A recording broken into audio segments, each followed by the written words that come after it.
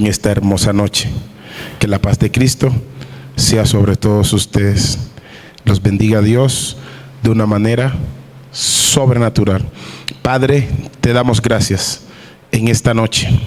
Pedimos en el nombre de Jesús que hoy sea una clase sustancial, bendecida, que tu Santo Espíritu guíe cada uno de nuestros pensamientos, nuestras intenciones desde el corazón a la verdad. Solo queremos descubrir, conocer, caminar en tu verdad. Que tu revelación hoy a nuestro espíritu se ilumine. Gracias, Señor, y bendigas a cada alumno de una manera especial. Cada hermano, hermana, pastor, líder, encargado de obra, que tú los bendigas de una manera especial. En el nombre de Jesús. Amén. Gloria a Dios. Desde acá yo hago el monitoreo, también me veo y los veo a ustedes también. Les veo su rostro. Amados, ya en la última clase de atributos de Dios, vamos a enfocarnos en un solo atributo que es muy extenso. Vamos a ir suave, lento, pausado, que ustedes se tomen su tiempo. Cuando lleguemos a la primera hora, hora y 5, toman 5 minutos de receso, van al baño, toman tinto y vuelven y regresan. ¿Ok? Dios les bendiga. Así que muchos saludos. Empezamos hoy a dar un pequeño repaso de las herejías que surgieron en los primeros siglos. Es importante que podamos conocer estas herejías de los primeros siglos por una razón. Si desconocemos por qué esta doctrina tomó relevancia, especialmente la Trinidad, tenemos que ver cuál era el pensamiento de los estudiosos, de los teólogos, de los padres apologéticos, de los apologéticos, de los bíblicos, de los apóstoles, y tomar de allí referencias en cuanto al tema de la Trinidad. Para abarcar la Trinidad es importante que tomemos en cuenta toda la Biblia, no solamente una parte. Toda la Biblia es importante para esta doctrina. Los primeros siglos, o más bien en la era del primer siglo en adelante del cristianismo, surgieron las llamadas herejías, unas doctrinas que eran extrabíblicas y aunque tomaban referencia bíblica, estaban desviadas de la verdad. Es decir, eran creencias, enseñanzas. Usted sabe lo que es una creencia y una enseñanza. Hay personas que creen en su pensamiento o idealizan en su pensamiento, en su forma de ver la Biblia, forman una creencia. Es una interpretación que ellos le dan a un tema. Estas creencias o interpretaciones que surgieron en los primeros siglos fueron interpretadas por hombres que no tomaron en cuenta una exégesis bíblica, conocimiento razonable bíblico y centrado en la verdad de la palabra. Estas enseñanzas fueron consideradas desviadas y significativas porque trajeron una revolución en el segundo siglo. Desde ahí es donde comienzan a surgir con más fuerza En el primer siglo había una en especial que los apóstoles Pablo y Juan contrarrestaron. Estas doctrinas cristianas, porque algunas de esas personas que se desviaron del pensamiento bíblico eran cristianas, y a desviarse del pensamiento bíblico, de la verdad, eso se tomó como una desviación o herejía. Estas herejías formaron debates, oiga esto, debates que bandos, diferentes bandos o personas o grupos tomaban una inclinación porque eran agentes de conocimiento muy relevante. Así que en esa época la gente podía tomar una inclinación a la posición de esas personas que hablaban o que tomaban un concepto y lo popularizaban. Estos debates y estas luchas internas en la formación de la vida cristiana ortodoxa jugaron un papel y un desarrollo en la teología cristiana hasta el día de hoy. Lo voy a repetir. Estas herejías, estos debates que se reflejaron, formaron las luchas internas, podemos decirlo así, en la formación de la doctrina cristiana ortodoxa, o sea, muy centrada en la Biblia, y jugaron un papel crucial en todo el desarrollo de la teología cristiana hasta el día de hoy. Así que nosotros, para definir muchos puntos de vista centrados en la verdad, tomamos posición de los pensamientos de estas personas, porque no fue una sola persona, fueron concilios. Un concilio en la época era una reunión masiva de muchos eruditos, sabios, elocuentes, teólogos, filósofos cristianos que tenían muy bien claro los puntos doctrinales. Entre ellos, los cristianos que literalmente surgieron de los discípulos de los apóstoles. Ellos fueron los que comenzaron a enfrentar, a luchar, a pelear contra estas herejías y personas que se levantaban en contra del pensamiento bíblico. Una de esas doctrinas es el gnosticismo. Óigase bien, el apóstol Pablo tuvo que luchar con este tipo de herejía. Era una herejía silenciosa. Entraba a la iglesia y comenzaba a desviar el pensamiento de la verdad. Así que personas comenzaban a cuestionar las doctrinas bíblicas originales. Por ejemplo, unas características acerca del gnosticismo: los gnósticos creían que un conocimiento secreto, esotérico, que prometía la salvación, no tenía que ver con Jesucristo. Inclusive, este mismo gnosticismo era el que planteaba que Jesús no era una figura humana, una naturaleza humana real, sino que era algo ficticio. Parecía ser humano, pero no era humano en su compostura. Este conocimiento o gnosis se consideraba esencial para la liberación del alma del mundo.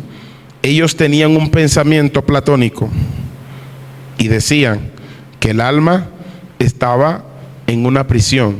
Este cuerpo era una prisión para el alma, no era algo real. Este conflicto fue visto como herético porque sus ideas sobre la creación y sobre la naturaleza de Cristo no estaban centradas en la Biblia, ni tampoco era compatible con la doctrina ortodoxa cristiana. Esta es una de las primeras herejías. ¿Se dan cuenta ustedes cuando el apóstol Juan comienza a escribir y en su carta dice: el que no cree que Jesús vino en carne es el anticristo? Todo aquel que no confiesa que Jesús ha venido en carne le niega. Así que está en el espíritu del anticristo. ¿Por qué crees que el apóstol Juan escribió esto?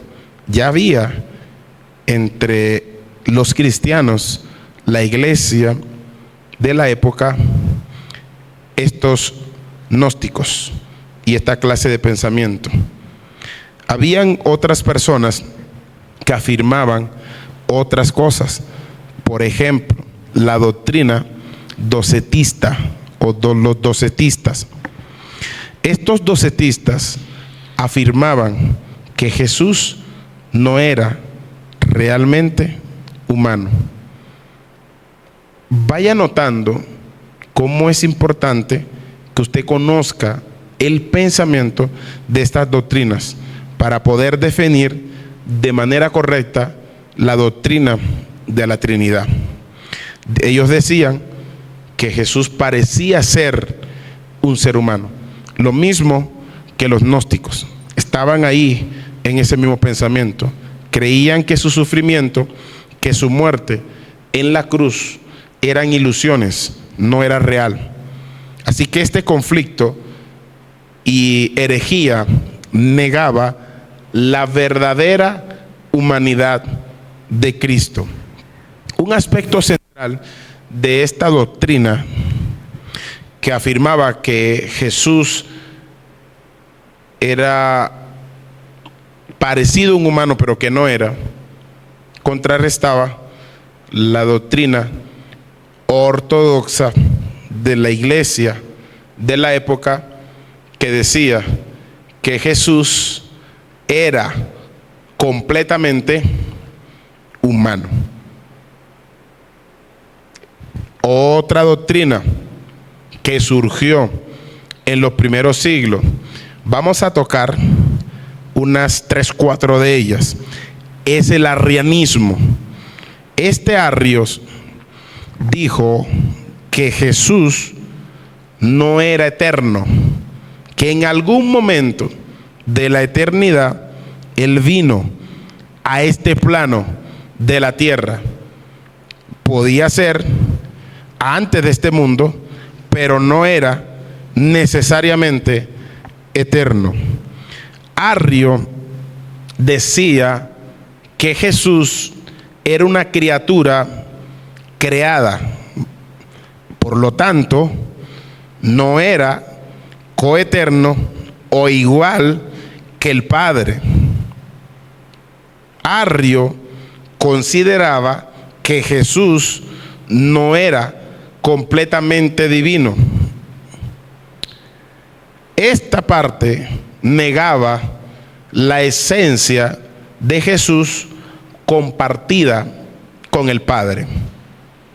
Este conflicto o esta enseñanza, que fue condenada por el Concilio de Nicea en el año 325 después de Cristo, afirmaba que la doctrina de la Trinidad, estableciendo que el Hijo era de la misma esencia con el Padre, que es la palabra homoousia.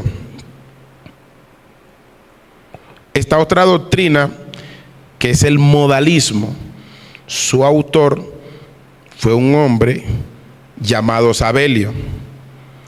El modalismo, o también conocido como sabelianismo, sostenía que Dios era una sola persona.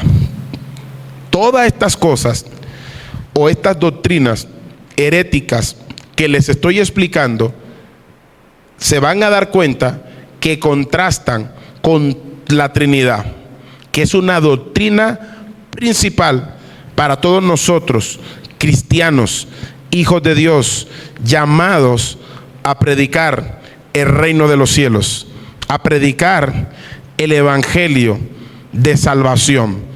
Esta doctrina, cuando surgió y postuló que el Padre era una sola persona, que se manifestaba en diferentes modos.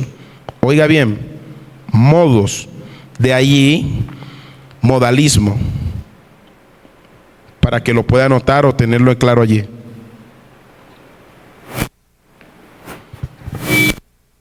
De esta forma, cuando vemos personas hoy en día tomando ejemplo para definir la Trinidad en modos o en estados comparados con la naturaleza. Ejemplo, el sol. En su esencia parece ser una masa de fuego, pero el sol tiene rayos solares. Aunque no es la misma esencia del fuego, produce una manifestación. Igual con el calor, somos susceptibles a sentir ese calor. Entonces, el modalismo decía 3 efectos producidos por una misma esencia, por una persona, perdón. Los demás eran modos o manifestaciones. Le voy a enseñar algo importante. Ojo aquí, cada uno de ustedes jamás se les ocurra decir que el Espíritu Santo es una manifestación de Dios. Cuando usted afirma esto contundentemente, usted está siendo partícipe de la herejía de Sabelio, que definía la naturaleza del Hijo y del Espíritu Santo como modos. Cuando usted toma una referencia de un elemento llamado agua y dice el agua tiene un estado líquido, vapor, pero también sólido. Los 3, aunque proceden del agua, son estados o modos, pero en sí no define la doctrina de la Trinidad. ¿Por qué? Porque entramos en la misma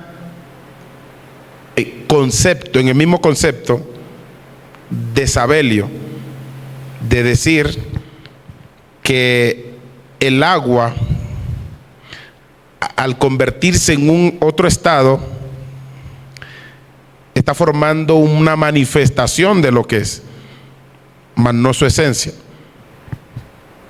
Sabelio decía que el Padre lo único que hacía era tomar formas, oiga, formas diferentes, y era conocido esas formas como Padre, Hijo y Espíritu Santo.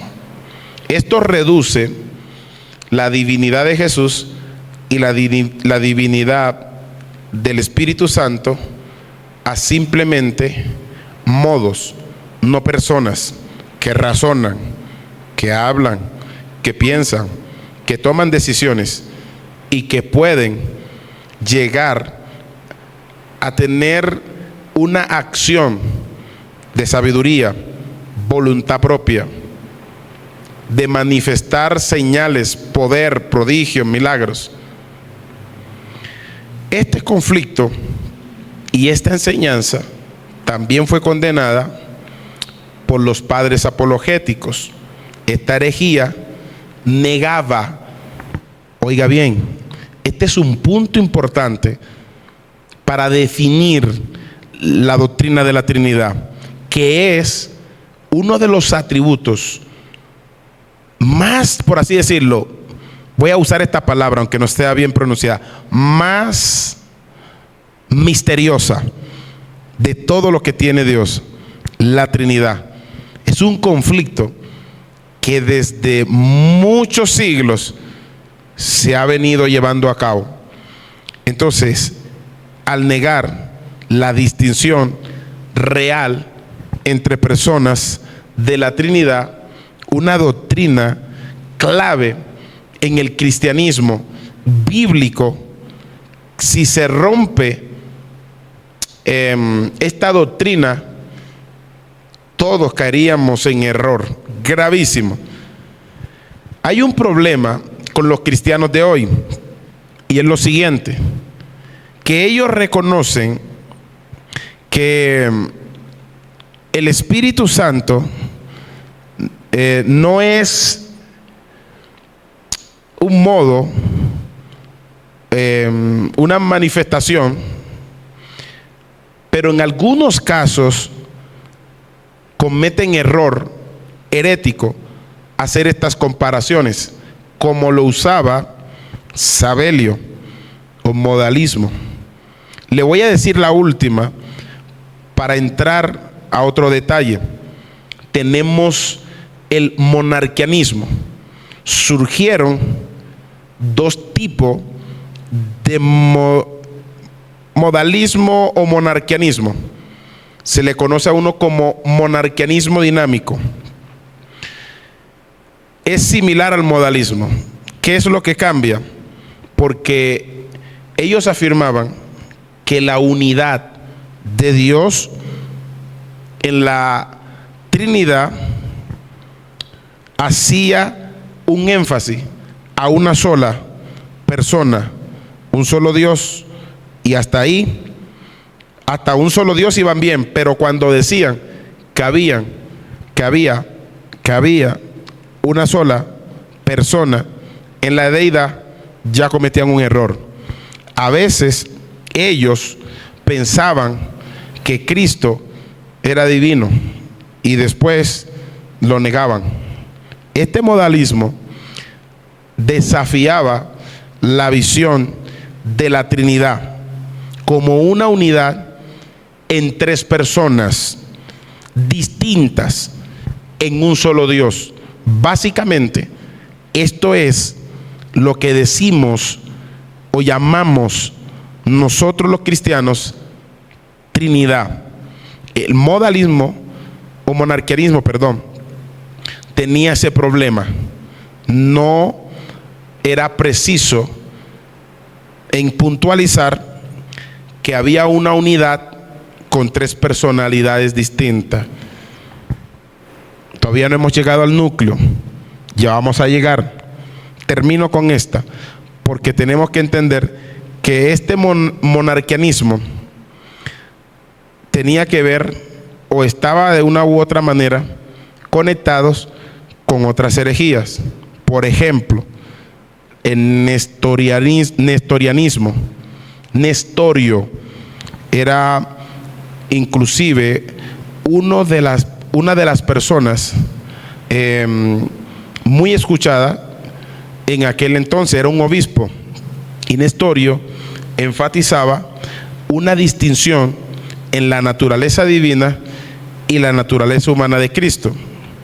Él consideraba que María era Cristotocos, madre de Cristo, en lugar de Teotocos, madre de Dios. Aquí entramos con una pregunta para ustedes. Si Jesús es Dios, ¿cómo es que María no es madre de Dios? ¿Creen ustedes, esto es una pregunta como forma de interactuar, que si Cristo era Dios, María es madre de Dios? ¿Sí o no? ¿Y por qué?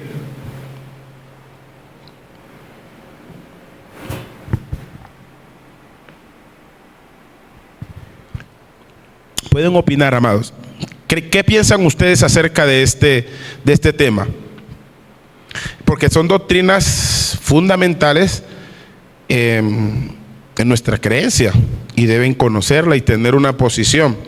Si no tenemos posición sobre estas doctrinas, que sea verdadera, aunque muchos eruditos tienen conflictos y teólogos con estos pensamientos, ¿qué piensan ustedes?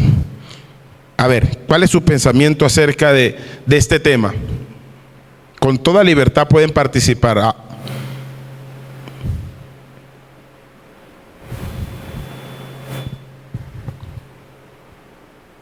¿Quién se anima? Vamos.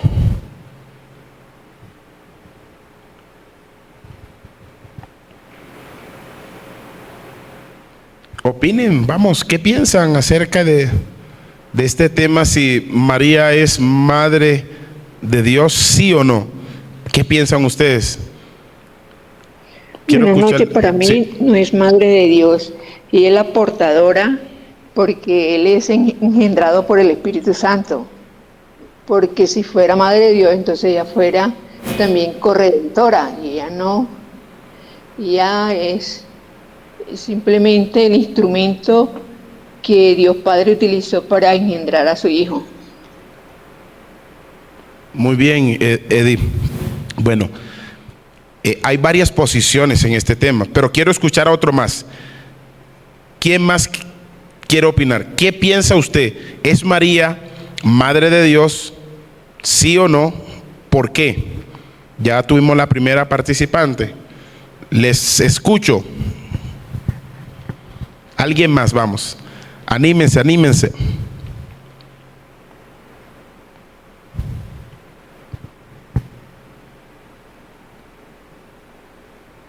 ¿Cuál es su pensamiento respecto a este tema? Vamos, no les dé temor, no les dé pena. No se pongan a buscar ahí en un libro. ¿Qué piensa? O sea, quiero que desde su forma de razonar y ver su cristianismo, ¿qué piensa usted? ¿Cuál es su forma de pensar respecto a este tema? Hasta que no responda otro, no avanzo. Vamos a ver. Anímense, amados.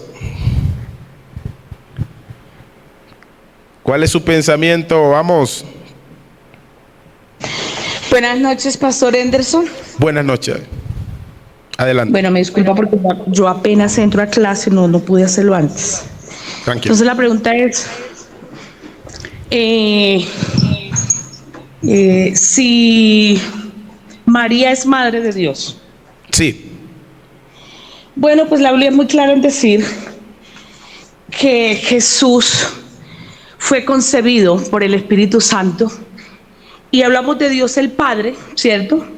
Sí. Y que Él se busca un vientre, en este caso el vientre de María, para concebir a su Hijo. Entonces, para mí, María no es la madre de Dios. O sea, lo que a mí respecta y lo que dicen las Sagradas Escrituras es que María es madre de Jesús, porque nosotros estamos hablando, cuando hablamos acerca de Dios, lo hablamos en su esencia como Padre, como Hijo y como Espíritu. Y la Biblia es muy clara en ese tema, y ese tema lo vemos muy claro en el momento en el que Jesús fue bautizado, ¿cierto? Porque Él escucha la voz del Padre, que dice: este es mi Hijo amado en quien tengo complacencia, y dice que el Espíritu de Dios descendió en forma corporal y vino sobre Jesús. Entonces, aunque cuando hablamos de Jesús, estamos hablando del mismo Dios, pero manifestado en su Hijo. Entonces, para mí, María no es la madre de Dios, es la madre del Hijo de Dios, Jesús. Ok, gracias, mis estimadas, por su aporte. Entonces, como estamos estudiando, algunas de las personas que tenían posiciones en cuanto a la naturaleza de Dios, de Jesús, del Espíritu Santo, y este era Nestorio.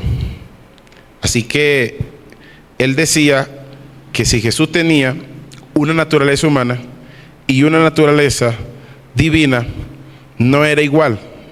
Por lo tanto, María fue madre simplemente de Cristo. Sabemos de la preexistencia de Cristo y que Él es Dios en esencia, pero tenemos que afirmar que aunque María en una parte de la historia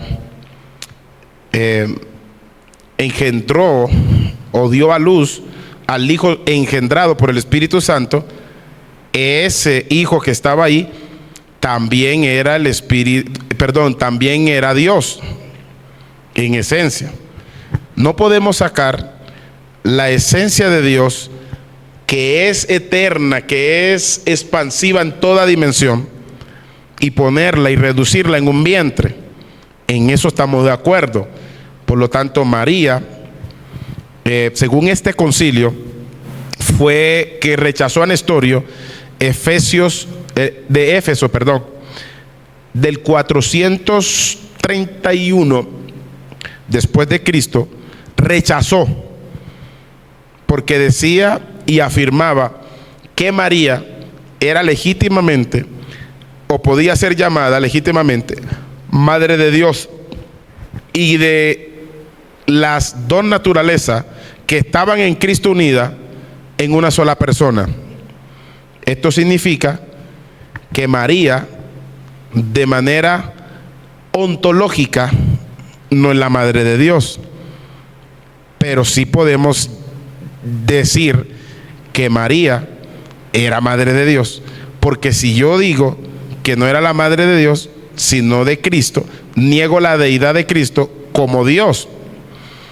Ahora, que no es madre ontológicamente porque ella no es eterna,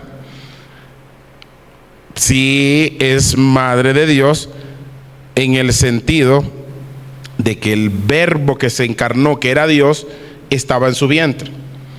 Entonces, si no decimos que es Madre de Dios, María no dio a luz a Jesús como madre. Y si era un hijo de María, se supone que era madre, en el sentido de que Jesús era Dios, pero no ontológicamente. Cuando hablo ontológicamente, estoy hablando que Jesús es Dios desde la eternidad, antes que María, antes que esta tierra, antes que todas las cosas. Por lo tanto, si ella no existía, no puede ser la Madre de Dios en la dirección ontológica. Pero en el concilio del 431 después de Cristo, sí afirmaron que María podía ser llamada Madre de Dios. Eso lo van a entender ahorita un poquito más en la Trinidad. A algunos les patina en la cabeza allí, se les hace difícil, pero lo van a entender. Vamos a ir a otro tema importante que tocamos un poquitico la clase pasada, y es la pluralidad de Dios en lo que tiene que ver con la Biblia. Vimos el tema de Elohim, ¿verdad? Que es importante porque es una palabra plural y significa que cuando Dios dijo en Génesis 1:26, hagamos al hombre a nuestra imagen, no puede estar refiriéndose a ángeles, porque si no tuviéramos o fuésemos hecho a la imagen de ángeles también. Está hablando del Verbo, está hablando del Espíritu Santo y del mismo Hijo preexistente. Eso lo explicamos la clase pasada. Pero es importante que ustedes conozcan la pluralidad de Dios, porque si no lo conocen, no pueden definir de manera clara la Trinidad. Ahora, vemos que en la Biblia se dice que Dios es uno. No podemos dividir a Dios en esencias. Es decir, el Espíritu Santo es un ser con esencia, el Padre es un ser con esencia diferente a la del Espíritu Santo y diferente a la de Jesús, porque tuviéramos tres dioses. No se puede interpretar de esa manera. La Escritura dice en Deuteronomio capítulo 4, versículo 35. Dice de la siguiente manera. Si tienes el versículo, lo podemos leer. Vamos a leer. Yo voy a leer y mi estimado va a colocar Deuteronomio capítulo 3, versículo 39, mientras le voy leyendo y dice: a ti te fue mostrado para que supieses que Jehová es Dios y no hay otro fuera de él. Ahí nos colocaron Deuteronomio, pero solicito que sea el 32, versículo 39. Mientras yo le voy leyendo a ellos acá. Dice: y no hay otro fuera de él. Significa que categóricamente se está señalando que no hay más dioses. Búsquenlo por donde lo busquen. Deuteronomio, que lo tienen ahí en pantalla, 32, 39, dice así: ved ahora que yo soy. Esa palabra yo soy es la que estudiamos en la aceidad, que significa que Dios existe por sí mismo. No se le olvide que estudiamos esa parte. Y dice: y no hay dioses conmigo. Yo hago morir y yo hago vivir. Yo hiero y yo sano. Y no hay quien pueda librar de mi mano. Fíjase la que dice la palabra: no hay dioses conmigo. Es claro. Esa doctrina nos queda clara a nosotros como cristianos. No hay más dioses.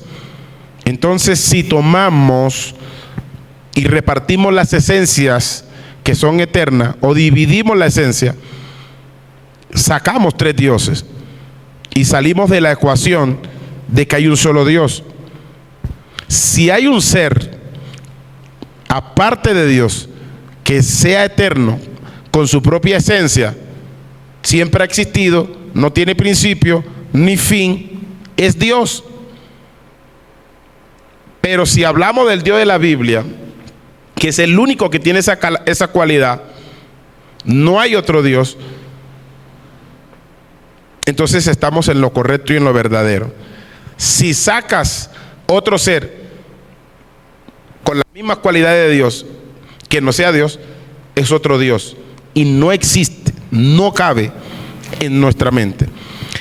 Nehemías capítulo 9, versículo 6 dice lo siguiente: tú solo eres Jehová, tú hiciste los cielos y los cielos de los cielos con todo su ejército, la tierra y todo lo que está en ella, los mares y todo lo que hay en ellos. Tú vivificas todas las cosas y los ejércitos de los cielos te adoran. Por toda la Biblia, desde el Antiguo Testamento al Nuevo, observamos que solo hay un Dios. ¿Estamos claros allí? Eso ustedes lo tienen claro, no hay ningún tipo de problema, ni duda, nada de eso. En el Nuevo Testamento tenemos en el capítulo 17 de San Juan, versículo 3.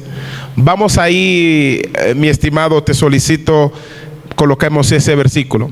Hoy vamos a repasar muchos textos bíblicos, porque yo necesito que usted entienda de manera bíblica lo que es la Trinidad.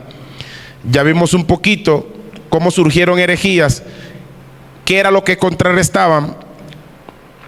Ahora vamos a ver bíblicamente por qué creemos en la Trinidad. Juan capítulo 17 versículo 3, por favor. Mi estimado, me lo puedes colocar ahí. Dice la palabra: y esta es la vida eterna, que te conozcan a ti, el único, oiga esto, el único Dios verdadero, y a Jesucristo. Fíjese que ahí no dice que Jesucristo es el mismo Padre, hace una distinción. Este versículo nos sirve para más adelante que veamos un poco sobre la distinción. Y a Jesucristo, a quien has enviado, claramente estamos viendo, primero, que hay un único Dios. Segundo, que ese Dios envía a Jesucristo. Eso nos debe quedar a nosotros claro. Gloria a Dios. Ahora vamos a Primera de Timoteo, capítulo 2, versículo 5. Anoten todos estos textos bíblicos. Es importante que luego los repasen. Primera de Timoteo 2:5. Ya estamos aquí mirando que hay un único Dios. No hay más. Uno solo. Porque hay un solo Dios y un solo mediador entre Dios y los hombres, Jesucristo hombre. Nuevamente estamos viendo que menciona que Dios es uno, pero que hay un solo mediador y que hay un Hijo, Jesucristo, a quien le envía. Este versículo también es importante porque hace la distinción entre Dios Padre y Dios Hijo. Gloria a Dios. Ahora vamos a entrar aquí a otro punto importante. Quiero hacerle una pregunta de modo de interactuación. ¿Qué piensan ustedes si viene una persona y les dice a ustedes que Dios es una sola persona y que se manifiesta? Pónmele la cámara y para que ellos me observen acá y podamos interactuar. ¿Cómo cada uno de ustedes respondería si viene una persona y le dice: Dios es una sola persona, una sola naturaleza, pero son tres manifestaciones? ¿Qué responderían ustedes?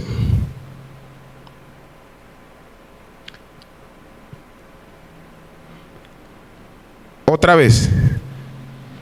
Vamos, quiero que opinen, interactúen, saquen desde lo que ustedes piensan, porque es importante para que vayan aclarando ciertos puntos. ¿Qué piensan ustedes si una persona le pregunta que Dios es una persona o una sola naturaleza, pero tres manifestaciones? ¿Qué piensan ustedes? ¿Qué le responderían?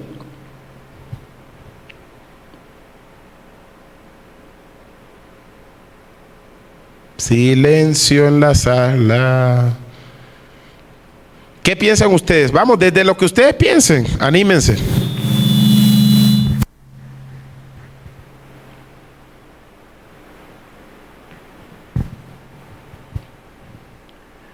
Ay, amados estudiantes, están muy callados ustedes. Eso se lo pueden encontrar de manera cotidiana. Ayúdenme ahí para yo poder ir entrando con ustedes en contacto y vayamos teniendo especie como un conversatorio también. Sí, mi padre, lo que he entendido es que Dios tiene una sola esencia. Es una sola esencia. El Padre y el Espíritu Santo tienen la misma esencia, ¿sí? Y no son tres manifestaciones, sino tres formas diferentes de como asignaciones. El Padre tiene una asignación, el Hijo es el intercesor y el Espíritu Santo es el que ejecuta lo que el Padre ya autoriza. Eso es lo que yo he entendido. Okay. ¿Utilizaste la palabra modos? ¿O cómo es que dijiste, perdón? No, son la misma esencia, pero como si cada quien tiene su asignación, su trabajo, su ¿cómo le dijera yo? Como su nivel. Eso es lo que siempre tengo yo presente. Muy bien, mi amado. Muchas gracias. Entramos a un punto importante. ¿Por qué se dice que esto no lo hemos tocado? Y para algunas cosas las que tocamos ahorita, pero para que podamos llegar a la definición de qué es la Trinidad, debemos entender todo esto. ¿Por qué se dice que Dios es una persona? ¿Por qué se dice que Dios es una persona? ¿Por qué ontología se habla que Dios es una persona, que el Hijo es una persona, que el Espíritu Santo es una persona? Esa es otra pregunta que le voy a hacer de modo de interactuación con ustedes, dentro de lo que conocen. Si les preguntan a ustedes, ¿por qué dicen que Dios es una persona? ¿Por qué dicen que el Espíritu Santo es una persona? ¿Por qué dicen que Jesús es una persona? ¿Qué responderían? Yo les pregunto acá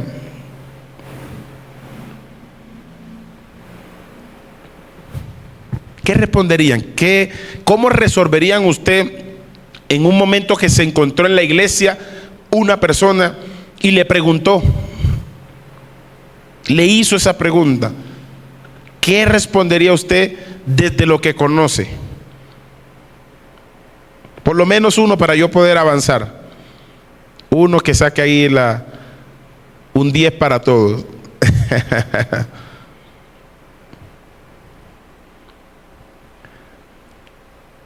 Qué silencio. Sí, participe en lo que usted entienda, tranquilo, con confianza. Pues porque creo que la pregunta es ¿por qué Dios es una persona? ¿Sí? ¿Por qué dicen que Dios es una persona? Correcto. Porque él se hizo hombre cuando Jesús vino a la tierra. Eso sería lo que yo creo. Ok, muy bien. Gracias por tu participación. ¿Alguien más quiere participar? Amén, pastor. Yo podría decir un ejemplo de que Jesús no es en sí una persona en cuerpo físico, pero sí tiene, como usted nos comentaba, de los atributos de Dios, ¿cierto? En la personalidad, lo que es la inteligencia, las emociones y la voluntad, sí, en la mente. En esas partes sí Dios, sí piensa, Dios siente, Dios se relaciona y también toma decisiones. ¿Cierto que sí? Correcto, muy bien. Exacto. Algo de eso tocamos en la primera clase, porque hemos venido estudiando los atributos de Dios. Si usted define una persona, ¿cómo la define? Una persona tiene capacidad de razonar, de hablar, de escuchar, de tomar decisiones, tiene voluntad, tiene emociones, se entristece. ¿Paz? Sí, adelante. Es que la muestra, yo creo que es que la muestra somos nosotros.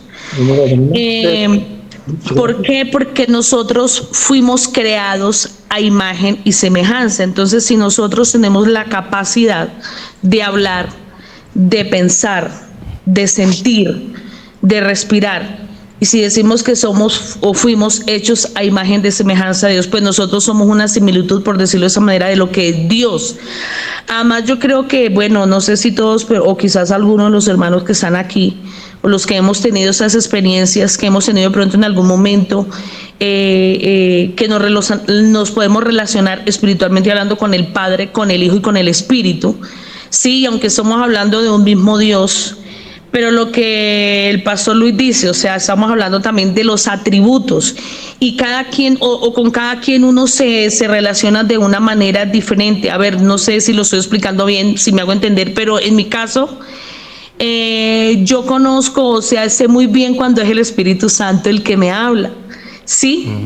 Y a mí me encanta cuando una persona dice, yo hablo con Dios y sé que es Dios, yo hablo con Jesús y sé cuándo es Jesús, y cuando hablo con el Espíritu Santo sé cuándo es el Espíritu Santo, y puedo entender claramente y definir que la voz de cada uno o la manera de cómo tiene cada uno de expresarse o hablarme es diferente. Entonces no sé si alguien aquí ha tenido más experiencias así, porque uno puede sentir de hecho algo diferente, y uno sabe cuando es el Espíritu Santo o cuando es Jesús. No sé si alguien me comprende o ha tenido ese tipo de experiencias, sí, de que puedan identificar a Dios como Padre, como Hijo y como Espíritu Santo en cuanto a su relación con Él.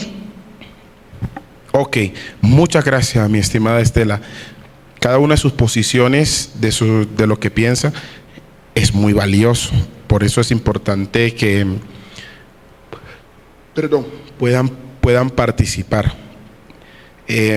La personalidad se compone esencialmente que un ser tiene una mente. Ahora, si analizamos en teología, ¿por qué se le dice o se le menciona a Dios como una persona? No es porque tenga un cuerpo físico, lo digo algunos de ustedes que estuvieron participando allí.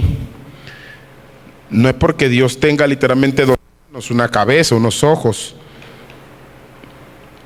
sino porque tiene cualidades que es lo que realiza o hace ser, una persona. Y bien lo dijo mi hermana, somos hechos a imagen de Dios, a semejanza de Dios. De ahí en teología que se distingue o la forma más correcta, sutil de poderse comunicar a Dios y distinguirlo es como persona, porque tiene una mente, porque Él es consciente, porque Él es inteligente. Ahí Yarledis escribe que es inteligente, exacto, posee inteligencia. Él comunica, Estela, Él se comunica contigo, tú por el Espíritu disciernes, comprendes que te está hablando el Espíritu Santo, comprendes que el Padre también está ahí, comprende que el Hijo te está, por el discernimiento puedes comprender eso. Pero te das cuenta que Él se comunica, te das cuenta que Él puede distinguirse entre el resto de los elementos inanimados, que no es una energía impersonal como lo nombran los testigos de Jehová. Él es un ser personal, es capaz de amarte, comprenderte, dialogar contigo, escucharte. Esto nos ayuda para que cuando oremos seamos eficientes en la oración. Si tú sabes que Dios te escucha y Dios habla, tú tienes dos cosas en la oración: le hablas y lo escuchas. Imagínate una oración de 30 minutos donde solo tú hablaste y no escuchaste al Padre. Queda como a media. Aunque no todas las veces Dios te va a hablar, no todas las veces que ora vas a escuchar la voz de Dios. Ni los profetas lo hicieron. Hasta en un momento ni el Padre ¿Sabían ustedes que el Padre ni siquiera le respondió al mismo Jesús una oración que... ¿Sabían ustedes que Jesús dijo: Padre, si es necesario, pasa de mí esta copa, pero no se haga mi voluntad sino la tuya? Es decir, que Jesús tenía voluntad, el Padre también tiene una voluntad, pero se da cuenta que el Padre no le respondió. Padre, Padre, ¿por qué me has abandonado? Y el Padre no le respondió.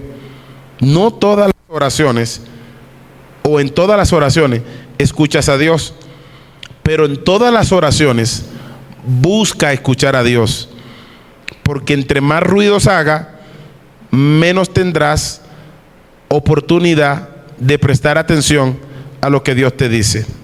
Y Dios no te va a hablar simplemente a tu oído físico, aunque lo puede hacer. Tenemos una intuición en nuestro espíritu, y Estela lo dijo: yo sé cuando el Espíritu Santo me está hablando, cuando Él está ahí, porque tenemos intuición. ¿Por qué decimos que Dios es una persona? Queda más que claro. Piensa, ama, siente, actúa, se comunica, es distinguible con los elementos impersonales.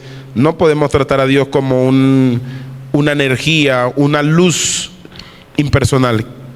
Él es un ser que tiene razón también, que piensa, que ama, que posee intelecto.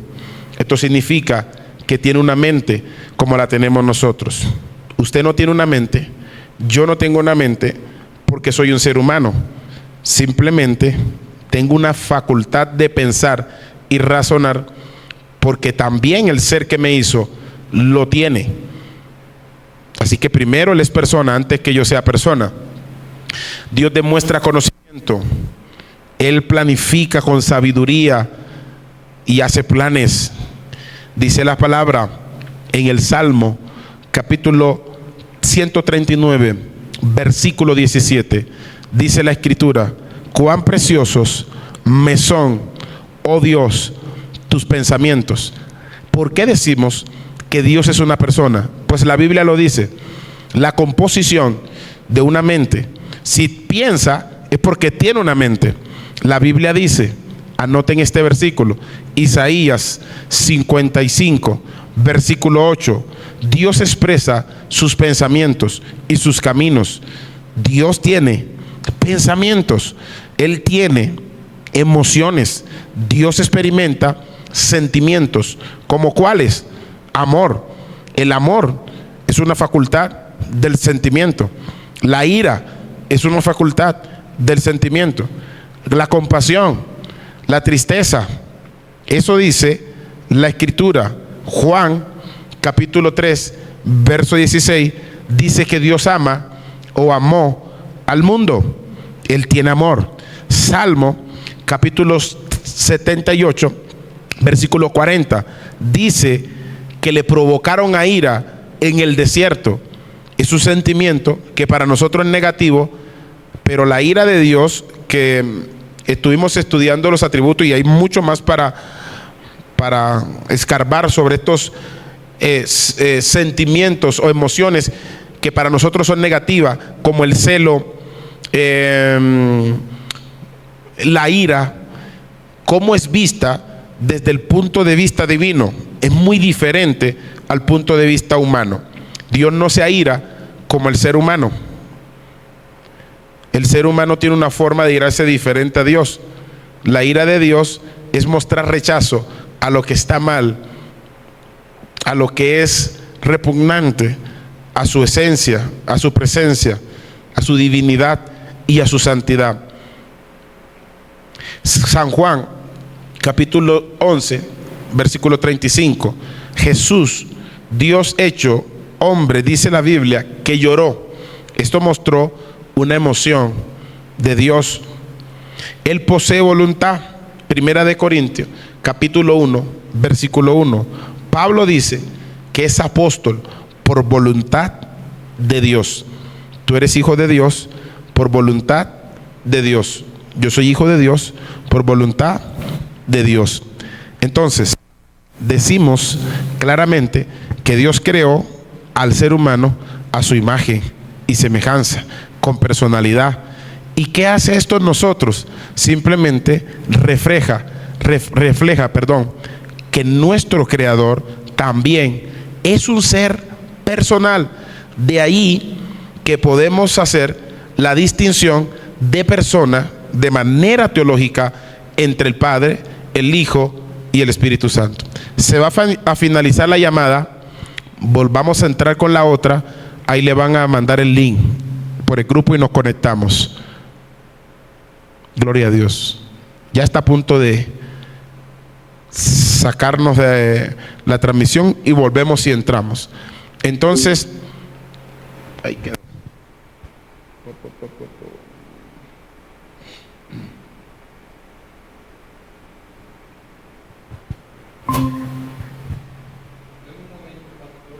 ¿Ya lo mandó? No, ya lo voy a enviar. Ah, tranquilo, sí, señor.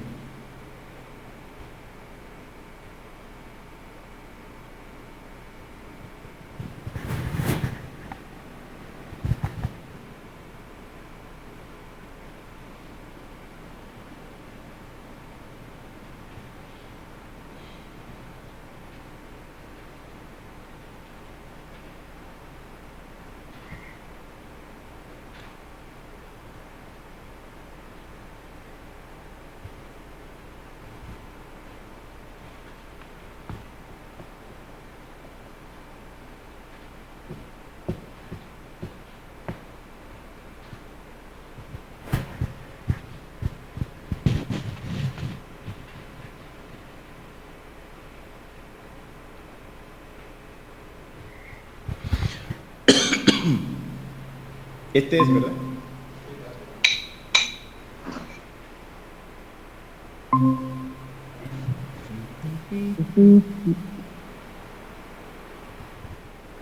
Gloria a Dios. Gloria a Dios. Gloria a Dios. Ok. La segunda persona y la tercera persona de la Trinidad, ¿por qué se le llama de esta manera? La segunda y primera persona de la Trinidad, o primera, segunda, tercera, Padre, Hijo y Espíritu Santo. Primero quiero que entiendan esto, que esto no significa subordinación. Como un jefe tiene subordinado a las personas que él tiene a su cargo en una empresa, no lo miren así. No lo miremos por categoría de primero, segundo y tercero, que el más elevado, el más alto, el menos y después más bajito. No, esa no es la forma. Cuando hablamos de subordinación, hablamos en nuestra categoría de la posición. Para nosotros es posicional en rango. En el cielo no hay rango entre la divinidad, Padre, Hijo y Espíritu Santo. Esto no hace diferencia ni en tiempo ni en deidad, simplemente refleja a nuestra razón de ser o a la de comprender una razón lógica. Eso es todo lo que quiere decir subordinación ontológica. No es lo mismo que una subordinación en la forma terrenal. La subordinación en la forma ontológica es simplemente un orden lógico. Este orden funciona y se relaciona con la revelación bíblica. Estas personas representan distinciones que comparten una sola naturaleza divina o esencia. Esto significa que esas tres personalidades subsisten en un único Dios. Los tres son Dios. No confundan la cuadridimensión que ciertos pastores o líderes están intentando hoy en día exponer. Eso no existe. Que existe un Dios y de ese Dios emana el Padre, el Hijo y el Espíritu Santo. Eso le llaman cuadridimensión. Eso es herejía. Eso es herejía y no es bíblico. La primera persona de la deidad se considera como fuente o principio dentro de la Trinidad. No procede de nadie. Engendra eternamente al Hijo y junto con él envían al Espíritu Santo. Noten esto importante. El Hijo no es engendrado cuando nace en la naturaleza humana, porque es la única persona de la deidad que tomó una naturaleza humana. El Espíritu Santo no ha tomado una naturaleza humana. El Padre no ha tomado una naturaleza humana. La persona del Hijo tomó una naturaleza humana. Hipóstasis. Esa unión hipostática habla de la unión de las dos naturalezas de Jesús, la divina y la humana. Quedaron inseparables, indivisibles, pero a la vez ninguna de las dos influencia a la otra. Por eso Jesús es completamente hombre y completamente Dios.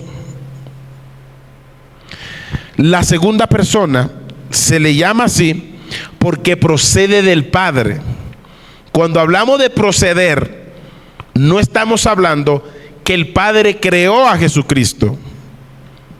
Si son la misma esencia eterna, no pudo ser creado.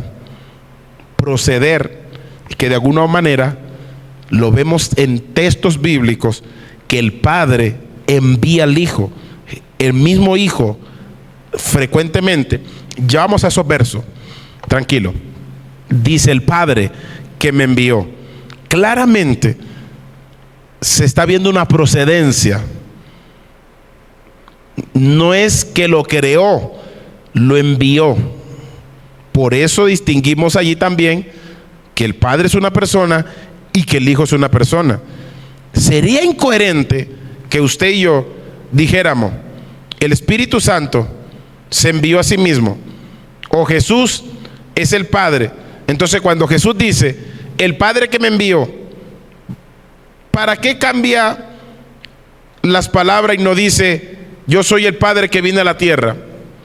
No, yo soy el Hijo y el Padre me envió, haciendo una distinción de persona. Se le llama así porque procede del Padre. ¿Y viene desde dónde? Desde la eternidad, siendo engendrado por Él. Cuando hablamos la palabra engendrado, no estamos hablando de que Dios lo creó. Engendrado, o ese engendramiento se da en el vientre de María. Es engendrado del Padre por el Espíritu Santo en el vientre de María. Es la palabra divina y es el segundo orden de revelación de la Trinidad. Cuando hablamos de Padre, Hijo y Espíritu Santo, es una revelación divina que se manifestó a la tierra para nosotros. La tercera persona se le denomina así porque procede del Hijo y del Padre y fue revelado plenamente después de Jesús. No había un conocimiento consensado, así como el Padre y el Hijo, del Espíritu Santo en el Antiguo Testamento. Después de Jesús es donde Él es revelado. Por eso Jesús dice: yo les enviaré al Consolador. Él lo envía. Y se menciona en el tercer lugar por la fórmula bautismal. De ahí es donde sacan teológicamente primera, segunda, tercera persona de la deidad. Pero esto no dice que alguno de ellos tiene un rango menor, porque los tres son omnipotentes. Significa que todos tres todo lo pueden en persona, en esencia son omnipotentes. Así que no hay forma de que el uno sea mayor que el otro, porque tienen la misma esencia. Esto significa que no hay una prioridad temporal. Los tres son coeternos, los tres son coiguales. El prefijo co habla de igual. No hay forma que el uno tenga 3 rayas, el otro tenga 2 y el otro tenga 1, de autoridad, de poder, de conocimiento, de divinidad, de sustancia, de naturaleza, de esencia. Todos tres son coiguales y son coeternos. La Trinidad se entiende que es una persona, que es una unidad de 3 personas distinguibles, distintas en la Biblia, en una sola sustancia divina. ¿Cómo define la Trinidad? 3 personas distintas en una sustancia o esencia o naturaleza divina, indivisible. Porque si divides las sustancias, estarías poniendo posicionalmente 3 dioses, y eso es herejía. La Trinidad, estudiarla es tan compleja que podíamos dar, aquí yo trato de resumir todas las partes que podemos hablar sobre la Trinidad, pero en una sola clase no vamos a poder abarcar todo lo que tiene que ver con la Trinidad. Ahora vamos a comparar los atributos de la Trinidad incomunicable. Por ejemplo, en Hebreos, dame ahí ese verso, mi amado, por favor, capítulo 13, versículo 8. Quiero que uno de ustedes rápidamente ayude con la lectura, porque vamos a entrar aquí a más versículos bíblicos y vamos a hacer Gloria a Dios. Bueno, mi pantalla está un poquitico. Ah, ya volvió. Tampoco. Bueno, algunos de ustedes, ayúdenme a leer. Hebreos 13:8. Vamos allí. 1, 2, 3.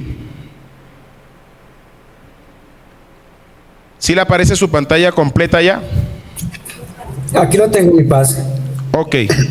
Adelante. Dice la palabra del Señor. Jesucristo es el mismo ayer, hoy y por los siglos. Ok. Afirma que Jesucristo es el mismo ayer, hoy y por los siglos. Significa que Él no se envejece, que Él no se cansa, que Él no tiene límite de tiempo. Él no está sujeto al tiempo. Aquí estamos viendo unas de las características importantes que son incomunicables, no son compartidas con ningún ser humano. Fíjense bien de qué atributo está hablando allí. Jesús es el mismo ayer, hoy, por los siglos. ¿Qué atributo? Es uno de los incomunicables. ¿Eternidad? Muy bien, felicitaciones. Eternidad. Y hay otro atributo allí, inmutabilidad.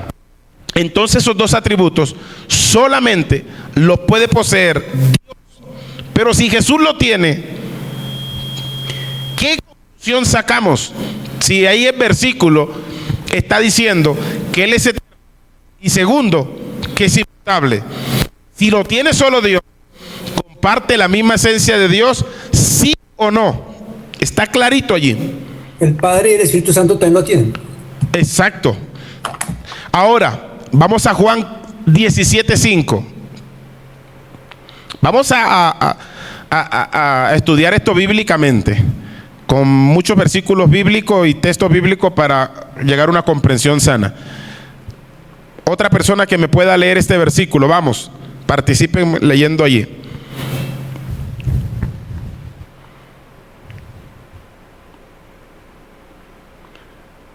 Otra persona que lea, me ayude con leyendo.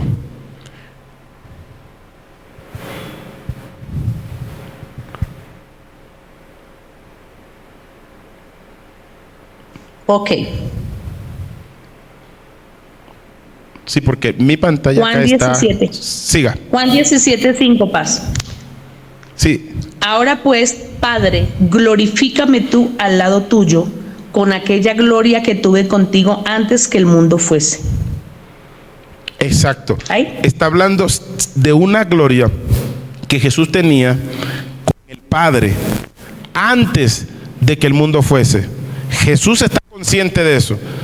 Ahora, hay personas que dicen que Jesús no tenía conciencia de persona antes de este mundo. Pero Jesús está diciendo que tenía una gloria, haciendo un énfasis categórico que es memorable, que Él entendía, que comparte la gloria con Dios. Entonces aquí vemos otro aspecto importante de la divinidad en cuanto a la esencia. Dios no comparte su gloria ¿con quién? Con nadie. Pero Jesús está diciendo que compartía la gloria con el Padre, porque Él es Dios. Cuando hablamos de otro atributo de Dios, acuérdense de la seidad. A ver quién se acuerda qué es la seidad. Hablamos de la seidad. ¿Qué es la seidad? Que Dios existe, es autoexistente, que no necesita de nadie. Muy bien. Pero qué inteligentes son estos alumnos. Lo que le falta es que se suelten más a opinar. Por el amor de Cristo, interactúen.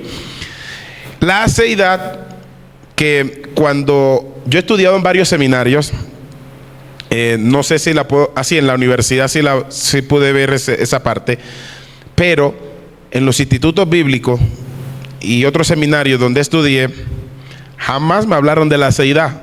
Lo descubrí después en la universidad. Entonces, casi en los institutos y en los seminarios bíblicos no se habla de este atributo de Dios. Pero bueno, ustedes tuvieron un poquitico acá. Así que Dios tiene vida en sí mismo, es autoexistente. Vamos a Juan, capítulo 5, versículo 26. Dame versículo, mi amado, que vamos a leer más. Leamos Biblia, compartamos Biblia. Ayúdenme allí porque es que tengo algo aquí en mi pantalla que no me deja leer bien. Vamos a minimizar, a ver si me ayuda. Ahora sí. Juan capítulo 5, 26. Porque como el Padre tiene vida en sí mismo, así también ha dado al Hijo el tener vida en sí mismo. ¿Qué atributo tiene Jesucristo allí con el Padre? Vida, dar vida. No, pero hay un atributo específico allí, que es incomunicable.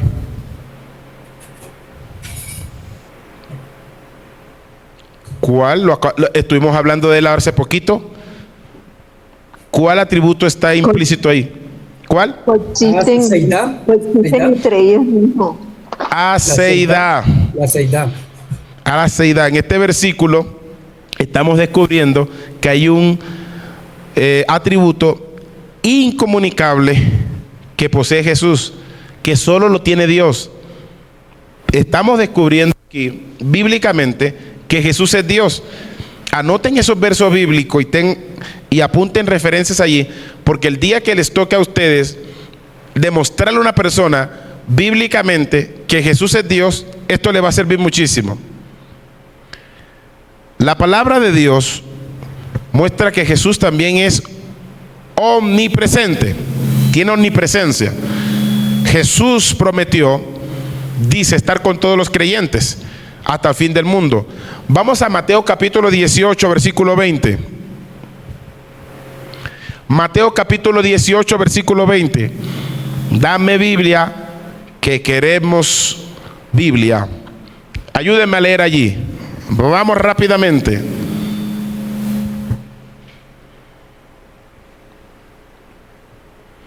Necesito más rapidez cuando lean la Biblia. Abran su micrófono y empiecen a leer. Conecten conmigo, vamos. Porque donde están 2 o 3 congregados en mi nombre, allí estoy yo en medio de ellos. Ok, y si están 2 o 3 congregados simultáneamente en todos los países del mundo, ¿estará Jesús allí? ¿Qué atributo incomunicable está allí? Omnipresencia. Omnipresencia. Perfecto. Si es un atributo que solo posee Dios y Jesús lo posee, ¿qué estamos asimilando en cuanto a concepto? Que Jesús es la misma esencia de Dios. Por lo tanto, Jesús es Dios. Ahora vamos a otro, omnipotencia. Hebreos capítulo 1, versículo 3. Dame Biblia, dame Biblia.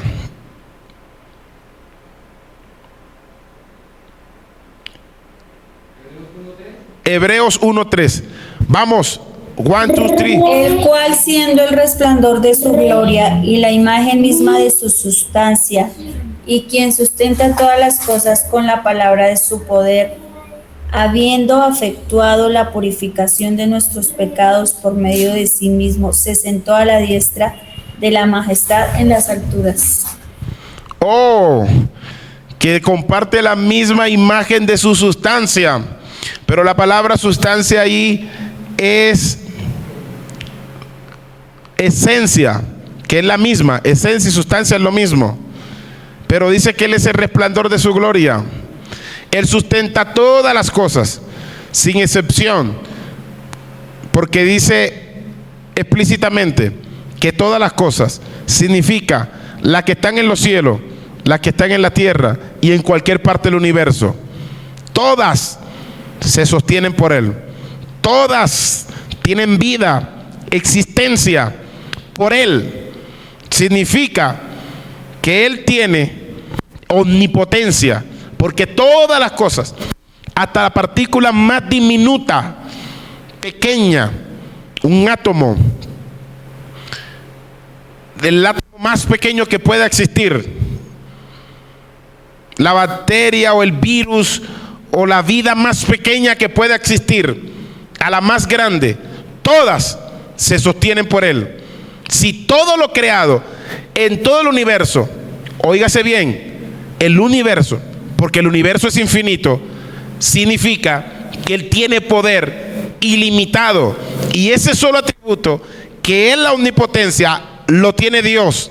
Significa que Él es omnipotente igual que Dios, y si lo tiene solo Dios, pero Jesús, que es una de las personas de la Trinidad, lo tiene, significa que Él es Dios. ¿Estamos aquí claro? Estamos comprobando que Jesús meramente no es un aspecto, no es un método, no es una manifestación de Dios, que es Dios mismo en todo su esplendor, esencia y categoría. Ahora vamos a la omnisciencia, otro atributo que solo tiene Dios. Juan, capítulo 21, versículo 17. Dame Biblia. Gloria a Dios. Otro más que me pueda ayudar a leer allí. Vamos.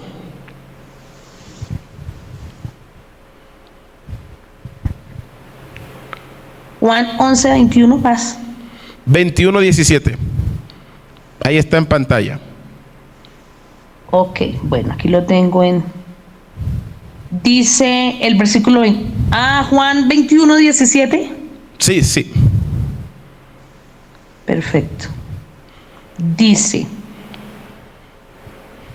le dijo la tercera vez: Simón, hijo de Jonás, ¿me amas? Pedro se entristeció de que le dijese la tercera vez: ¿me amas? Y le respondió: Señor, tú lo sabes todo, tú sabes que te amo. Jesús le dijo: apacienta mis ovejas. Ok. Recuerden que toda la Biblia es soplada, inspirada por Dios. Señor, tú, todo, tú lo sabes. Y Jesús no le dijo: no, espérate, yo no lo sé todo, necesito que me demuestre. No, Él aceptó que todo Él lo sabe. ¿Qué significa omnisciencia? Que todo lo sabe. Jesús comparte el atributo de la omnisciencia con Dios. Eso significa que solo Dios lo tiene. Entonces Jesús es Dios. Ahora vamos con la del Espíritu Santo. Hebreos capítulo 9, versículo 14. Dame Biblia, dame Biblia. Hebreos capítulo 9, versículo 14. ¿Les ayudo a leer o van conmigo allí?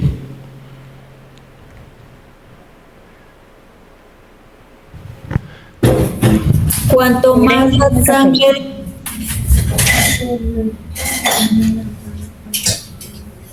Hebreos 9:14, ¿sí? Sí. Cuanto más la sangre de Cristo, el cual mediante el Espíritu eterno se ofreció a sí mismo sin mancha a Dios, limpiará vuestras conciencias de obras muertas para que sirváis al Dios vivo. Ok, ¿qué está diciendo la Biblia? Que el Espíritu es eterno. No está diciendo que es temporal, que tuvo alguna existencia en la parte de la eternidad pasada. Es eterno. Y si es eterno, tiene un atributo que solo Dios puede tener, nadie más. Significa que el Espíritu Santo también es Dios, porque no es creado en ninguna parte del tiempo ni de la eternidad. Es eterno. Con solo ese atributo podemos deducir que el Espíritu Santo, como lo hemos creído, es Dios. Entonces miremos si hay algún otro atributo. Y estamos en los atributos incomunicables. ¿Cómo lo comparten? Ya ustedes saben que Dios los tiene todo, que Jesucristo tiene los atributos incomunicables de Dios. Ahora estamos estudiando que el Espíritu Santo también los tiene. Primera de Corintios, capítulo 2, versículo 10 y 11. Vamos allí, lo voy a leer y les voy a ayudar a leer. Pero Dios nos la reveló a nosotros por el Espíritu, porque el Espíritu todo lo que hay en los cielos, en la tierra, en todos los lugares, lo más pequeño a lo más grande. Cuando la Biblia dice todo, está cubriendo todo el universo. Y si el universo es eterno, significa que este conocimiento no tiene fin. ¿Qué significa si este conocimiento no tiene fin? Que es omnisciente, un atributo que solo lo comparte Dios con el Hijo y con el Espíritu Santo, porque los tres son Dios. Dice, porque el Espíritu todo lo escudriña, aún lo profundo de Dios. Estos versículos son clave para mostrar que Jesús es Dios y que el Espíritu Santo es Dios. Ya vimos dos atributos del Espíritu Santo: eternidad y omnisciencia. Nadie más los posee, ningún ser creado. No existe. Solo la persona del Hijo, la persona del Espíritu Santo tienen ese atributo con el Padre. Vamos con la omnipresencia. Salmos 139, versículo 7. Vamos allí. Libro de los Salmos, capítulo 139, versículo 7. Aquí vamos a ver otro atributo incomunicable que lo posee el Espíritu Santo. ¿A dónde me iré de tu Espíritu? ¿Y a dónde huiré de tu presencia? Siguiente versículo. Si subiera a los cielos, ahí estás tú. Ahí está tú. Y si en el Seol hiciere mi estrado, he aquí, allí tú estás. Versículo siguiente. Si tomare las alas del alba y habitar en el extremo del mar, siguiente, aún allí me guiará tu mano y me asirá tu diestra. Y si quiere, ciertamente las tinieblas me encubrieran, aún la noche resplandecerá al ardor alrededor de mí.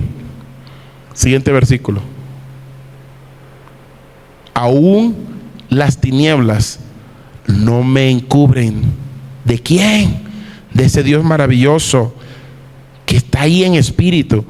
Porque el contexto es que este es el Espíritu que descubre todos los lugares donde se vaya una persona, sea fuera de esta tierra, en cualquier parte del universo. Eso significa que si es en cualquier parte del universo, ahí está el Espíritu Santo. Gloria sea a Dios, porque este ser maravilloso que es Dios, todo lo sabe. No podemos escapar de Él. No podemos ir a un lugar donde Él no esté. Eso significa omnipresencia. Póngale la cámara para que ellos me miren acá un ratico. Ahora, la Biblia dice que el Padre envía al Hijo. Oiga bien, no dice que el Padre envía al Padre. Esta es una forma distintiva de las personas de la deidad. Tenemos que aprender a descubrir las distinciones de personalidades. Están claras en la Biblia. Otra vez, la Biblia no dice que el Padre envía al Padre. No, ¿envía a quién? Al Hijo. Vamos a la Biblia. Dame Biblia. Primera de Juan, capítulo 9, versículo 9. Vamos allí. Primera de Juan, capítulo 4, versículo 9. 4:9, sí, Señor. Miren algo maravilloso que vamos a aprender a distinguir las personalidades en la deidad. Primera de Juan, capítulo 4, versículo 9. Vamos a descubrir esto importante.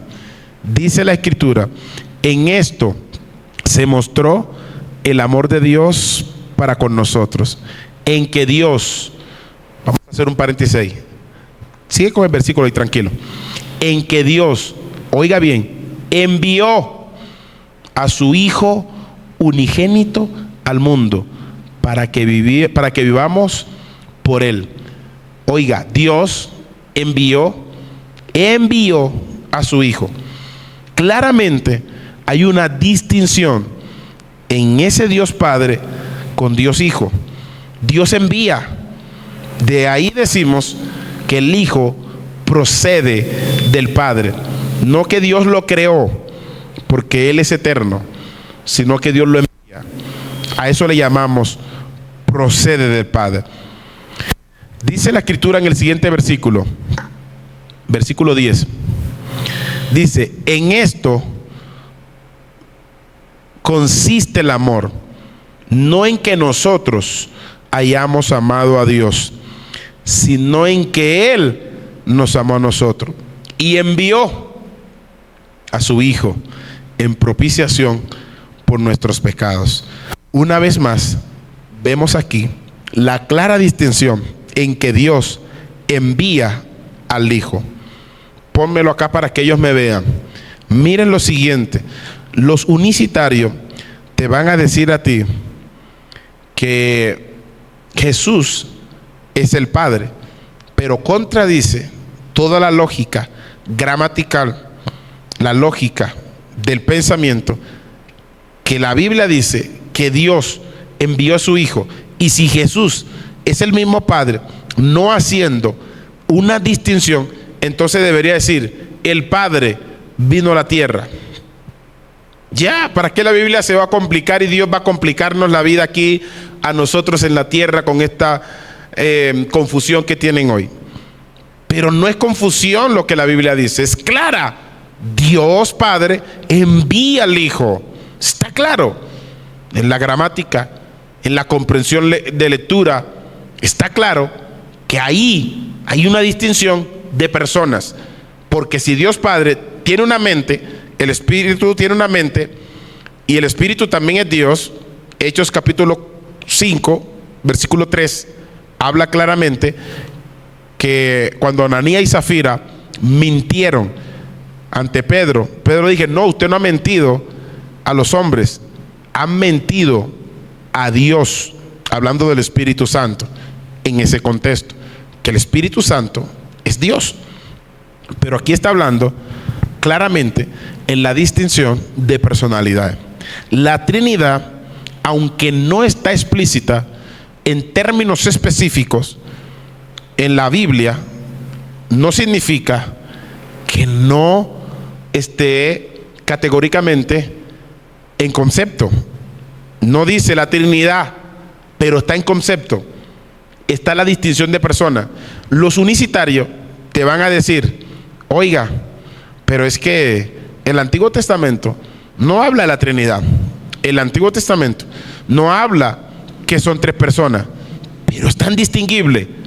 Vamos a descubrirlo. La Biblia nos lo dice. Proverbios capítulo 30. Vamos a leer el versículo 4. Dame Biblia. Vamos allí. Necesito velocidad. Proverbios capítulo 30, versículo 4. Vamos a estar dando varios versos bíblicos. Ayúdame allí, mi amado. Proverbios capítulo 30, versículo 4. Dice: ¿quién subió al cielo? Estamos hablando que es el Antiguo Testamento. No estamos hablando del Nuevo Testamento aquí. Vamos a ver si el Hijo es antes que María. Cuando María lo dio a luz en esta tierra, no significa que Él nació allí. Él es antes de María, porque Él es Dios, Él es eterno. Dice la Biblia: ¿quién subió al cielo y descendió? ¿Quién encerró los vientos en sus puños? ¿Quién ató las aguas en un puño? ¿Quién afirmó todos los términos de la tierra?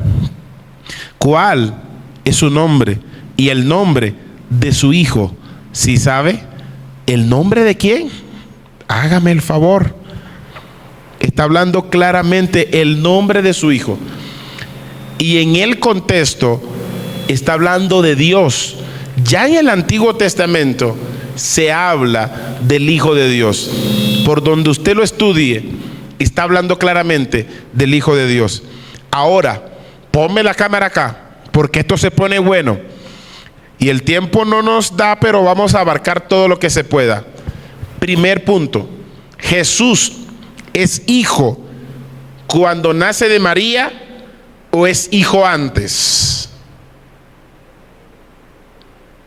Porque hay cristianos que creen que ese título, por así decirlo, de hijo, él lo tiene cuando nace de la Virgen María, encarnado él, Dios Hijo encarnado, nace en esta tierra o toma una naturaleza divina. La gente dice, no, desde allí se le llama hijo. Él es hijo eternamente. ¿Sí? ¿Dónde está eso en la Biblia? Que usted me dice que Jesús es hijo eternamente. Para ser hijo tiene que tener una madre. Tranquilos, vamos allá.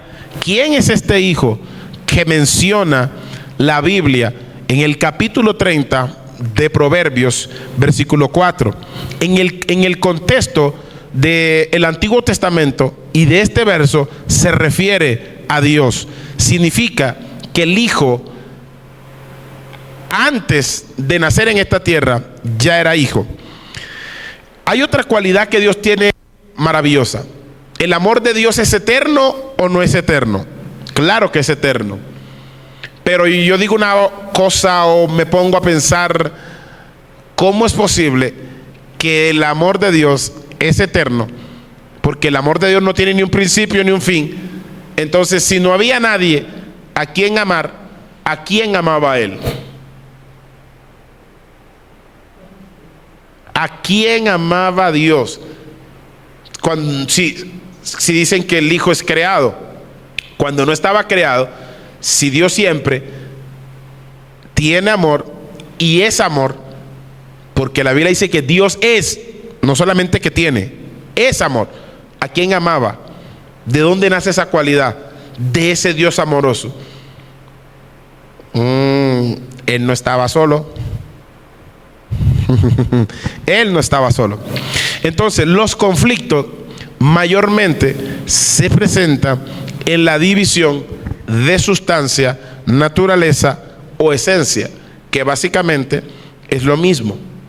Cuando hablamos de la esencia, es el ser de Dios con toda la magnitud de su poder y todo lo que Él es en esencia. Eso significa que el conflicto con las otras líneas religiosas o varias líneas religiosas radica aquí.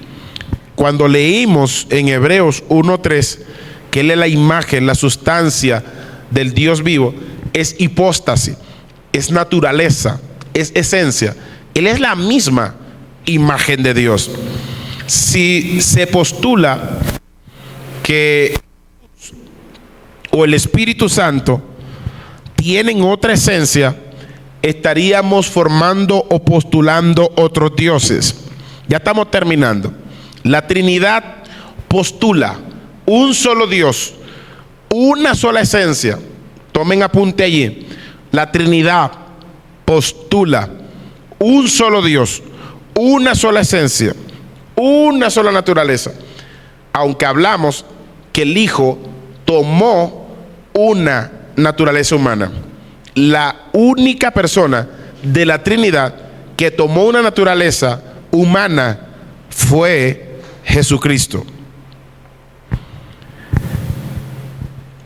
en la cual subsisten tres identificables personas, cada una de la otra. Y ya les expliqué lo que es subordinación no es el sentido como lo miramos en la tierra, no es un punto categórico de autoridad, sino es una descripción ordenada, lógica para nuestra comprensión. ¿Ok? Romanos 8, 29. Dame Biblia, que necesito explicar esto. Romanos 8, 29. Nos quedan los últimos minutos, pero nos da tiempo de explicar lo que quería, para que más o menos quede un pensamiento claro de lo que es la Trinidad y una comprensión lógica de lo que es la Trinidad. Romanos 8, 29. Le voy a responder la pregunta de que el Hijo no es hijo cuando María lo da a luz como humano. Vamos allá. La Biblia te responde: porque a los que antes conoció, también los predestinó para que fuesen hechos conformes a la imagen de su Hijo, para que él sea el primogénito entre muchos hermanos. Lo voy a repetir: porque a los que antes conoció, también predestinó para que fuesen hechos conforme a la imagen de su Hijo. Oiga esto: ¿cómo es que una creación es hecha a la imagen de su Hijo si el Hijo no existía antes que este mundo fuese? Aquí hay una respuesta contundente, y es que a la imagen el cual se refiere el Padre en Génesis 1:26 es esta, la imagen de su Hijo. Ay, ay, ay, ay, ay. Es importante conocer la distinción de personas. Jesús dice: yo rogaré al Padre. Gramaticalmente, lógicamente, dentro del tema de letras, de gramática, entendemos que Jesús está haciendo una distinción clara, que Él y el Padre. Vamos a leer, dice, Jesús dice: yo rogaré al Padre y Él os enviará otro consolador. O sea, que si Jesús es el Padre, ¿a quién le ruega? Si dice que yo rogaré al Padre y Él le enviará otro consolador. Ahora Jesús dice: el Padre es el que va a enviar otro consolador. Hay otra cosa importante aquí, démele cámara para que ellos me miren. Otra cosa importante: la Biblia dice que Dios es espíritu. Ustedes lo saben correctamente, claramente, San Juan capítulo 4. Pero también dice en 2 Timoteo, si no estoy mal, que Dios se manifestó en carne. ¿Cómo es que Él es espíritu, pero que luego está en carne? Entonces, si Él es espíritu, que es el Espíritu Santo, ¿cómo es que luego viene y se encarna? ¿Quién se encarnó? Si dice que Dios es espíritu. Pero entendemos claramente que la Biblia dice que el Verbo, en el capítulo 1 de San Juan, ya hemos leído estos versículos en alguna ocasión, por eso se lo estoy refiriendo. Oiga esto: dice la Biblia que el Verbo era Dios, pero en el versículo 14 de Juan capítulo 1, verso 14, dice que aquel Verbo se hizo carne. Entonces, ¿quién es que se hace carne? ¿El Espíritu o el Verbo? Le hago esa pregunta a ustedes. ¿Quién se hace carne? Si dice que la Biblia, Dios es espíritu, que el Espíritu es Dios, Jesús es Dios, pero luego dice que Jesús, el Verbo, se hizo carne. ¿Quién se hizo carne entonces? Los escucho. El Verbo, porque el Verbo era Dios. El Verbo, porque el Verbo era Dios. Pero en sí, ¿quién era ese Verbo? Jesús, el Hijo. Jesús. Y si Amén. la Biblia dice que Dios es espíritu, pero luego que Dios se manifestó en carne, ¿cómo responden ustedes ahí? Entonces, ¿quién realmente fue que se hizo carne? Dios. Dios mismo. Entonces hablamos que si Dios es espíritu, el verbo que es Jesús se hizo carne, pero Dios que es espíritu se manifestó en carne. ¿Quién de los tres?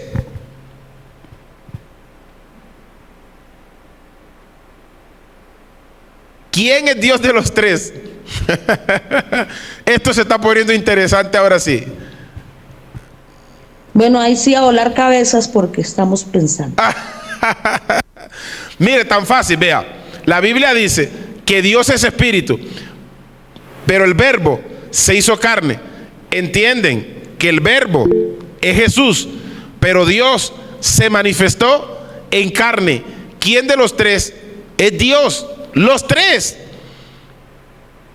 Porque si el espíritu es Dios, conforme capítulo 5 de Hechos de los Apóstoles, si el Hijo, porque vimos su gloria como la del unigénito, dice Juan, está describiendo a Jesucristo, pero dice Timoteo, Pablo a Timoteo, que Dios se manifestó en carne. Entonces, ¿quién fue que se hizo carne en realidad? El Hijo. Pero cuando habla que Dios se manifestó en carne, se está hablando de que Jesús es el mismo Dios, porque es un solo Dios, una sola esencia, tres personas. La persona del Hijo se hizo carne, porque ustedes saben claramente que por el Espíritu fue concebido.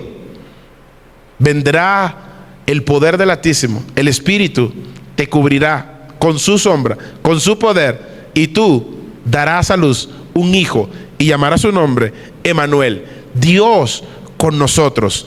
Oiga bien, no es un juego de confusión, no es un juego de palabra, es que ese Dios que en esencia es el creador de todas las cosas, subsiste en tres personas. Entonces el Hijo se hizo carne.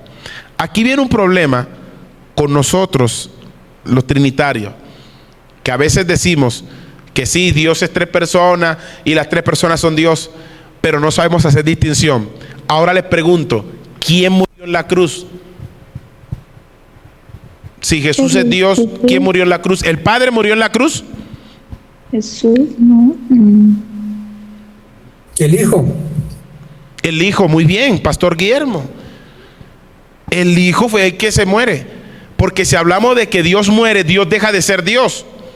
Entonces, claramente en la cruz vemos no una forma muriendo, Dios mismo, porque es el Hijo, Dios Hijo, estaba allí muriendo, no el Padre.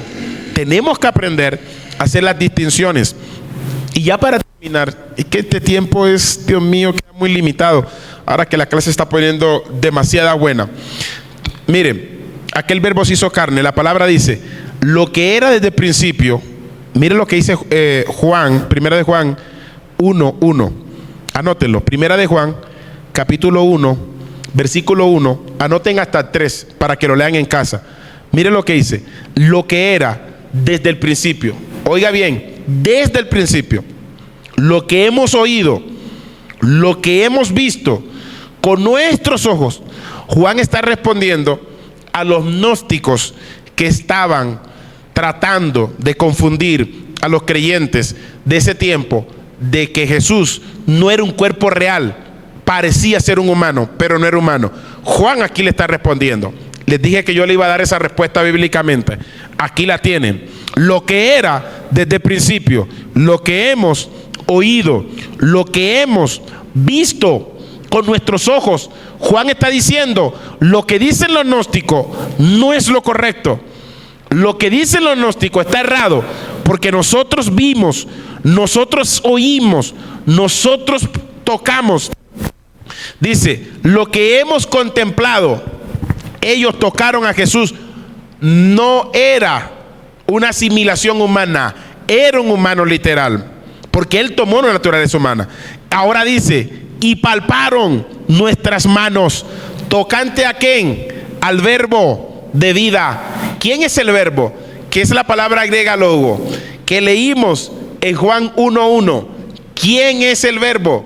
Si el verbo era Dios. Exacto. Estamos hablando que este verbo que se tocó, que lo oyeron, que lo palparon, que lo contemplaron, era Dios mismo en la carne. Estos versículos son clave para explicar a las personas que Jesús era Dios. Pero dice la Biblia en el versículo 2, porque la vida fue manifestada. ¿Quién era la vida? Dios. Y aquí está hablando otra vez que esa vida se manifestó. Dios se manifestó una vez más. Y la hemos visto. Es decir, que él estaba escribiendo para que la gente no se dejara confundir por los gnósticos, que Jesús fue visto. Y testificamos y os anunciamos la vida eterna. Esta vida eterna está hablando del mismo Dios en esencia, una cualidad de los atributos incomunicables. Dice, la cual estaba con el Padre. Oh, ya terminamos por aquí, pero mire lo que dice este versículo. Está hablando ilustrativamente que esa vida, ese verbo era Dios y se manifestó. Pero ahora dice que ese verbo estaba con el Padre, haciendo una distinción clara, que el Padre es una persona y el Hijo es otra. Lo voy a hablar de esta manera en sentido de comprensión.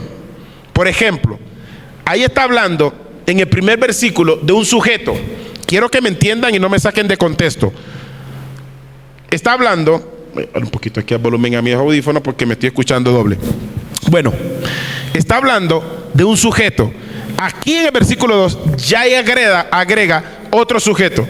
Hablamos nosotros teológicamente de personalidad. Y dice, y se nos manifestó.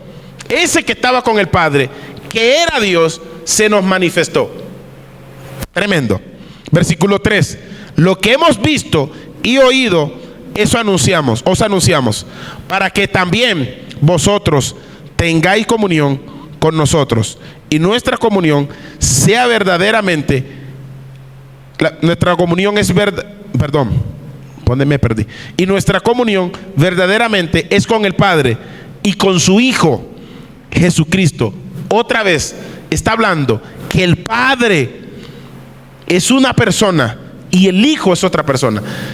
Si tú lees y entiendes la gramática de lo que lees, ves a dos personas aquí distinguibles, porque omitiríamos y con su Hijo Jesucristo y dijera verdaderamente con el Padre. No, con su Hijo Jesucristo. Aquí terminamos porque no podemos pasarnos del tiempo. Quedó un poquitico o algo más ahí para más adelante en alguna otra clase sobre la Trinidad.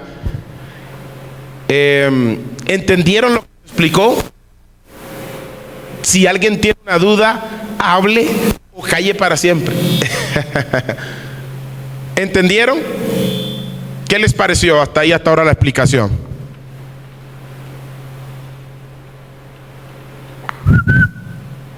Muy buena, mi paz. Excelente. ¿Alguna de las personas que están allí tienen alguna duda, una pregunta sobre lo enseñado? Hable, calle para siempre y dígame para yo poderle explicar y responderle inmediatamente. No, Paz, muy buena clase. Creo que su merced es muy claro al explicar. Le queda a uno como faltando la verdad. Y yo estoy pues feliz, aunque no he podido estar en todas las clases, pero aprende uno mucho a profundidad con su merced, porque de todas maneras, aunque a uno le han enseñado cosas respecto a la palabra, a la Biblia, pero fue algo muy, muy liviano. Entonces, el aprender ahorita de una manera más profunda, por lo menos a mí, me llena de alegría, porque se abre más como el conocimiento, ¿no? Respecto a lo que es las Sagradas Escrituras y el tema de hoy, basado en lo que es la Trinidad. Entonces, Paz, nos queda faltando clases. Eso está muy bueno. Gloria sea al Señor. Mi estimada, espero que se sigan todos motivando, sigan estudiando sobre esta parte, porque tenemos muchos ataques hoy en día y están traspasando o viendo los linderos de la doctrina y están apareciendo personas que le hacen creer a otros que la Trinidad es del diablo, que es triteísmo, que no es de Dios, y necesitamos estudiarla. Si se da otra clase más adelante, no sé cómo lo mire nuestra directora de aquí del Instituto Tecnológico, pero con una clase más por lo menos se amplía y queda todo bien explicado sobre la Trinidad. Entonces ya por lo menos saben distinguir claramente un solo Dios, una esencia, tres personas, distinguieron por qué son personas. Gloria sea al Señor. Así que ya no les quito más tiempo porque ya terminamos la clase, pero desde acá un abrazo, y a todos los demás estudiantes muchas bendiciones, y esperamos que sigan creciendo en la gracia y en el conocimiento de nuestro Señor Jesucristo. Ya casi se gradúan, falta poco, así que bendiciones para todos. Quisiera seguirle preguntando a los demás, pero Dios te bendiga y saludos para todos. amén, amén. Shalom, bendiciones para todos. Shalom, mi paz, muchas bendiciones. Dios te bendice. Amén, la paz de Cristo para todos. Bendiciones. Feliz noche.